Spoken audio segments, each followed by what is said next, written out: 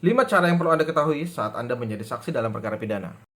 Yang pertama adalah rekan-rekan di sini harus tahu maksud dan tujuan dari panggilan tersebut.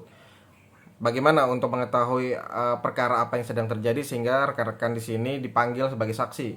Rekan-rekan harus membaca dari surat panggilan tersebut. Di situ harus tertuang dengan jelas maksud dan tujuan rekan-rekan ini dipanggil sebagai saksi. Dalam kapasitasnya seperti apa sehingga rekan-rekan pun bisa memberi keterangan dengan sejelas-jelasnya. Nah, ingat di sini panggilan sendiri tidak bisa dilakukan dengan cara hanya lewat WhatsApp atau lewat perkataan, melainkan wajib dengan cara yang patut dan sah menurut hukum.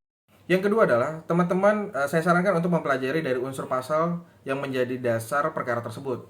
Tujuannya apa? Selain untuk menambah wawasan teman-teman dalam dunia hukum, yang kedua adalah teman-teman juga bisa lebih mengetahui posisi teman-teman sebagai saksi dalam perkara ini. Yang ketiga adalah rekan-rekan hanya cukup menjawab apa yang rekan-rekan ketahui saja. Yang rekan-rekan lihat secara langsung, rekan-rekan dengar secara langsung, dan rasakan secara langsung. Saya beri contoh, misalnya rekan punya teman namanya Aldi. Si Aldi mau ketemu pacarnya di toko namanya B. Nah, si Aldi bilang ke rekan, bro, saya mau pergi ketemu pacar saya di toko B. Rekan melihat si Aldi jalan dengan HP dengan parkiran, lalu dia pergi. Nah, ketika rekan ditanya oleh si pemeriksa, di mana terakhir kali rekan melihat Aldi dan di mana Aldi pergi, rekan cukup menjawab, saya terakhir kali ke tempat di mana rekan bertemu dan menjelaskan bahwasanya Aldi berkata kepada saya akan bertemu pacarnya di toko namanya B dan saya terakhir melihat dia ke parkiran. Cukup di situ, tidak perlu ditambahkan bahwasanya atau beropini bahwasanya si Aldi ada di toko B. Yang keempat adalah rekan-rekan jangan mau diarahkan. Rekan-rekan harus bebas dalam memberi keterangan. Jangan mau seperti misalnya rekan-rekan sudah memberi kata-kata bahwasanya si Aldi hanya sampai ke parkiran. Tiba-tiba dari si oknum pemeriksa berkata, "Oh, bilang aja."